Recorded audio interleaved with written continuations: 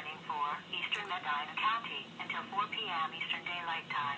At 3:05 p.m. Eastern Daylight Time, National Weather Service Doppler radar indicated a severe thunderstorm capable of producing quarter-size hail and damaging winds in excess of 60 miles per hour. This storm was located near Medina and moving east at 25 miles per hour.